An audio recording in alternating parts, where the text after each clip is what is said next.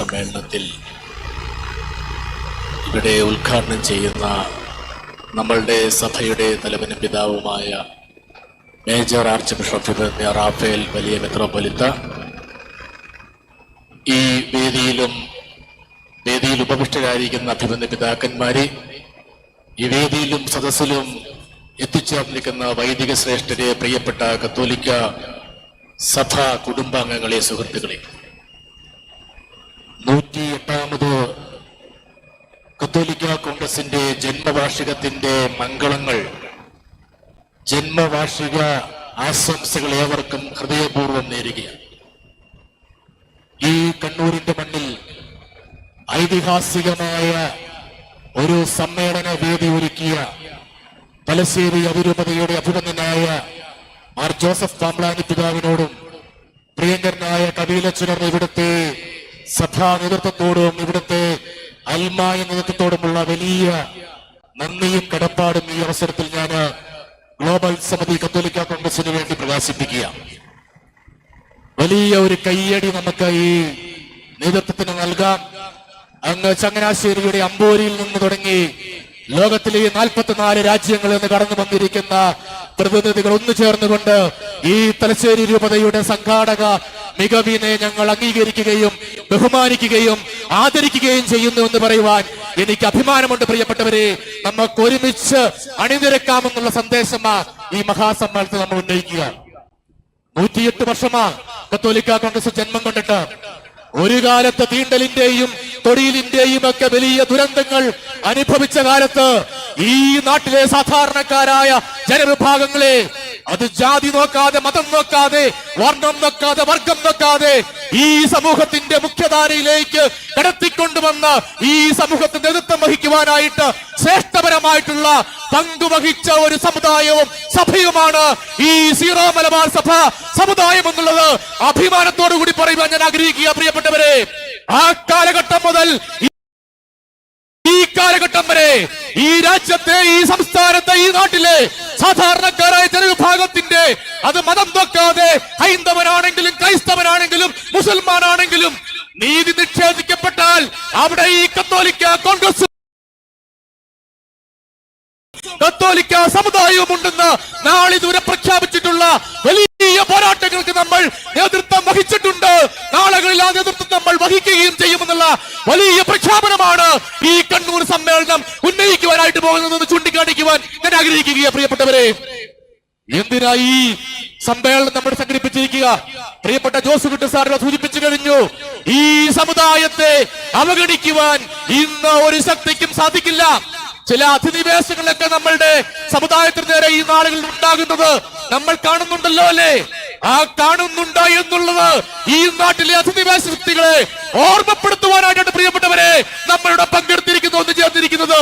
അതുകൊണ്ട് തന്നെ അധിനിവേശങ്ങൾക്കെതിരെയുള്ള അവകാശ സംരക്ഷണ പോരാട്ട വേദിയാണ് പ്രിയപ്പെട്ടവരെ ഈ കണ്ണൂർ സമ്മേളനം എന്ന് ചൂണ്ടിക്കാണിക്കുവാൻ ഞാൻ ആഗ്രഹിക്കുകയാ. ഈ നാട്ടിലെ യുവജനങ്ങൾ പലായനം ചെയ്യപ്പെട്ടു പോകുന്ന കാര്യം ഇവിടെ പറഞ്ഞു കഴിഞ്ഞു. എന്തുകൊണ്ടാ പലായനം ചെയ്യപ്പെട്ടു പോകുന്നത്? ഈ നാട്ടിൽ നമ്മുടെ യുവജനങ്ങൾക്ക് ജീവിക്കാൻ സാധിക്കാത്ത സാഹചര്യമാണ് ഈ നാട്ടിലെ ഭരണ രാഷ്ട്രീയ നേതൃത്വങ്ങൾ ഉണ്ടാക്കി വെച്ചിരിക്കുന്നത് എന്നുള്ളത് യാഥാർത്ഥ്യം. ഇവിടെ തൊഴിലവസരങ്ങളില്ല, തൊഴിൽ സംരംഭങ്ങളില്ല.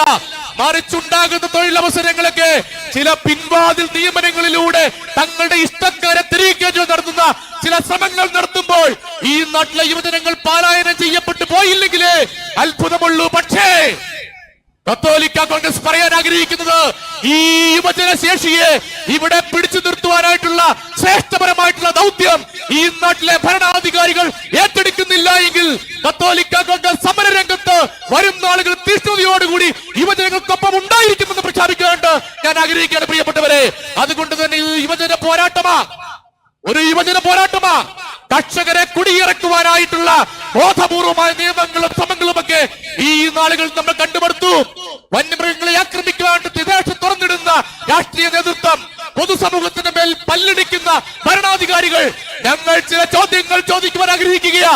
ഈ നാട്ടിലെ കർഷകരെ അവഗണിച്ചുകൊണ്ട് നിങ്ങൾ എന്ത് ഭരണമാണ് ഇവിടെ കാഴ്ചവെക്കുവാൻ പോകുന്നത്? നിങ്ങൾ എന്ത് ഭരണമാണ് നാളുകളിൽ ആഗ്രഹിക്കുന്നത്? ഞങ്ങൾ സമ്മതിക്കില്ല കേട്ടോ. ഈ കർഷകരെ ഇവിടുന്ന് അവഗണിച്ചുകൊണ്ട്, ഈ നാട്ടിലെ സാധാരണക്കാരായ ജനങ്ങളെ അവഗണിച്ചുകൊണ്ട് നിങ്ങൾ ആരും ഭരണത്തിൽ കയറാമെന്ന് ആരും വ്യാമോഹിക്കേണ്ട. ക്രൈസ്തവ സമുദായം കോട്ട കെട്ടിക്കൊണ്ട് അങ്ങ് അമ്പൂരി മുതൽ മലയോര മണ്ണിന്റെ കാസർഗോഡ് വരെയുള്ള ക്രൈസ്തവ സമൂഹം കോട്ട കെട്ടിക്കൊണ്ട് ഈ മലയോര ജനതയെ ഞങ്ങൾ സംരക്ഷിക്കുക തന്നെ ചെയ്യുമെന്നുള്ള പ്രതിജ്ഞയാണ് പ്രിയപ്പെട്ടവരെ നമ്മൾ ഈ സമ്മേളനത്തിൽ ഉന്നയിക്കുവാൻ വേണ്ടി പോകുന്നത്. അതുകൊണ്ട് തന്നെ ഇത് കർഷക കുടിയിറക്കുന്നതിനെയുള്ള വലിയ ഒരു പോരാട്ട വേദിയാ. ഈ നാട്ടിൽ മതസൗഹാർദ്ദം വിളയാടിയിരുന്ന ഒരു കാലഘട്ടം നമുക്കറിയാം. ഹൈന്ദവനും ക്രൈസ്തവനും മുസൽമാനും ഒക്കെ ഏകോദര സഹോദരങ്ങളെ പോലെ ജീവിച്ച് ഒരുമിച്ച് ഒരു പാത്രത്തിൽ നിന്ന് ഭക്ഷണം കഴിച്ച് ഒരുമിച്ച് ജീവിച്ച ഒരു കാലഘട്ടമുണ്ടല്ലോ. ആ കാലഘട്ടം എന്നൊക്കെ ഇത് എവിടെ പോയി എന്നുള്ള ചോദ്യം നമ്മളുടെ ഹൃദയങ്ങളിലെ രാഷ്ട്രീയമായ താല്പര്യങ്ങളോടുകൂടി ഈ നാട്ടിലെ ജനങ്ങളെ വർഗീയമായും ജാതീയമായും മതപരമായിട്ട് ഭിന്നിച്ചുകൊണ്ട് വോട്ട് ബാങ്ക് രാഷ്ട്രീയത്തിന്റെ പിണർ രാഷ്ട്രീയത്തിന്റെ ചില കളികൾ കളിക്കുന്ന രാഷ്ട്രീയ നേതാക്കന്മാർക്കുള്ള താക്കീതാണ് പ്രിയപ്പെട്ടവരെ ഈ കണ്ണൂർ സമ്മേളനമെന്ന് ഓർമ്മിപ്പിക്കാൻ ആഗ്രഹിക്കുകയാണ്. അതുകൊണ്ട് തന്നെ മതസൗഹാർദ്ദത്തിന് പോരാടിയ ഒരു സമുദായമാണ്, മാനവ സാഹോദര്യത്തിന് പോരാടിയ ഒരു സമുദായമാണ് ഈ ക്രൈസ്തവ കത്തോലിക്ക സമുദായമെങ്കിൽ 108 വർഷത്തെ ചരിത്രം, ആ ചരിത്രത്തിൽ നടത്തിയ എല്ലാ പോരാട്ടങ്ങളും എല്ലാവർക്കും വേണ്ടിയാണെങ്കിൽ ആ നീതി ലഭ്യമാകുവാനായിട്ട് നാളുകളിൽ കത്തോലിക്ക കോൺഗ്രസ് എല്ലാ വിഭാഗം ജനങ്ങളെ ചേർത്ത് പിടിച്ചുകൊണ്ട് ഈ നാട്ടിൽ ഉണ്ടായിരിക്കുമെന്നുള്ള പ്രഖ്യാപനമാണ് പ്രിയപ്പെട്ടവരെ കണ്ണൂർ സമ്മേളനം നമ്മൾ മുൻപോട്ട് വെക്കുക. അതുകൊണ്ട് തന്നെ വലിയ പ്രാധാന്യമാണ് ഈ കേരളത്തിന്റെ മണ്ണിൽ വലിയ വികസനം ഉണ്ടാകണം, യുവജനങ്ങൾക്ക് നാട്ടിൽ ജീവിക്കാനുള്ള സംരംഭങ്ങൾ ഉണ്ടാകണം, വികസന വിരോധ നയങ്ങൾ നമ്മൾ തിരുത്തണം. ഒരു തെരഞ്ഞെടുപ്പിന്റെ പടിവാതിക്കൽ നമ്മൾ നിൽക്കുകയാണല്ലോ. ഈ തെരഞ്ഞെടുപ്പിൽ നമ്മൾക്ക് രാഷ്ട്രീയമുണ്ട്. നമ്മൾക്കുള്ള രാഷ്ട്രീയം അത് കക്ഷി രാഷ്ട്രീയമൊന്നുമല്ല കേട്ടോ, കക്ഷി രാഷ്ട്രീയമൊന്നുമല്ല. നമ്മൾ എല്ലാ രാഷ്ട്രീയ പാർട്ടിയും ബഹുമാനിക്കും, എല്ലാ രാഷ്ട്രീയ പാർട്ടിയും ആദരിക്കും. പക്ഷേ ഈ സമുദായത്തെ അവഗണിച്ചാൽ, ഈ സമുദായത്തിന്റെ ന്യായമായ പ്രശ്നങ്ങളെ പരിഗണിക്കാൻ തയ്യാറായില്ല എങ്കിൽ നിങ്ങളെ ഞങ്ങൾ അവഗണിക്കുമെന്ന് ഈ തെരഞ്ഞെടുപ്പ് വേളയിൽ പ്രഖ്യാപിക്കുവാൻ കത്തോലിക്ക കോൺഗ്രസ് ആഗ്രഹിക്കുകയാണ് പ്രിയപ്പെട്ടവരെ. അതുകൊണ്ട് തന്നെ ഈ തെരഞ്ഞെടുപ്പ് വേദിയിൽ ഈ സമുദായം ഒരുമിച്ചൊറ്റക്കെട്ടായി 50 ലക്ഷം ജനങ്ങളും അണിനിരക്കുക തന്നെ ചെയ്യും. ഈ സമുദായത്തിന്റെ അവകാശങ്ങൾ നിങ്ങൾ തന്നേ പറ്റൂ. നിങ്ങളുടെ അവകാശ പ്രകടന പത്രികകളിൽ ഈ സമുദായത്തിന്റെ അവകാശങ്ങൾ നിങ്ങൾ ചേർത്തേ പറ്റൂ.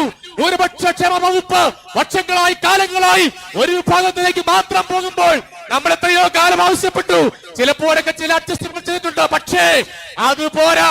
ന്യൂനപക്ഷ മേഖലയിൽ വിദ്യാഭ്യാസ രംഗത്ത് നിസ്തുലമായ സംഭാവന ചെയ്ത ഒരു സമുദായത്തെ അവഗണിച്ചുകൊണ്ട് ഈ ന്യൂനപക്ഷ ക്ഷേമ വകുപ്പ് ഉൾപ്പെടെ വിദ്യാഭ്യാസ വകുപ്പ് ഉൾപ്പെടെയുള്ള കാര്യങ്ങൾ ഈ ക്രൈസ്തവ സമുദായത്തിന് കൂടി അവകാശപ്പെട്ടതാണ് എന്ന് ഈ നാട്ടിലെ രാഷ്ട്രീയ നേതൃത്വത്തെ ഓർമ്മിപ്പിക്കുവാൻ കത്തോലിക്ക കോൺഗ്രസ് ഈ അവസരത്തിൽ ആഗ്രഹിക്കുക. അതുകൊണ്ട് രാഷ്ട്രീയമായിട്ട് നിങ്ങൾ ഈ തെരഞ്ഞെടുപ്പിൽ വോട്ട് വാങ്ങിക്കാണ്ട് ഈ സമുദായത്തിലെ അംഗങ്ങളുടെ അടുത്തേക്ക് വരുമ്പോൾ ഈ സമുദായ അംഗങ്ങൾ ചില ചോദ്യങ്ങൾ നിങ്ങളോട് ചോദിക്കും. ഞങ്ങൾ ചോദിക്കുന്ന ചോദ്യം ഞങ്ങളുടെ വ്യക്തിപരമായ താല്പര്യമൊന്നുമല്ല, മറിച്ച് ഈ സമുദായത്തിന്റെ കർഷകരുടെ പ്രതിസന്ധികൾ പരിഹരിക്കുവാനായിട്ട് ഞങ്ങൾ കേടപ്പോൾ നിങ്ങൾ എവിടെയായിരുന്നു? നിങ്ങൾ എവിടെയായിരുന്നു? ഈ സമുദായത്തിന് വേണ്ടി നിങ്ങൾ എന്താണ് ചെയ്തത്? കർഷകരെ നിങ്ങൾ എങ്ങനെ സ്നേഹിച്ചു? നിങ്ങൾ എങ്ങനെ അവഗണിച്ചു? ഞങ്ങൾ ചോദിക്കും. ചോദ്യങ്ങൾ ചോദിക്കുന്ന ഒരു സമുദായമായി സീറോ മലബാർ സമുദായം മാറിക്കഴിഞ്ഞിരിക്കുക. അതുകൊണ്ടാണ് 44 രാജ്യങ്ങളിലെ ആളുകളോട് സമ്മേളിച്ചിരിക്കുക. ഇതൊരു ജനതയാ, ഒരു ജനതയാ നമ്മൾ.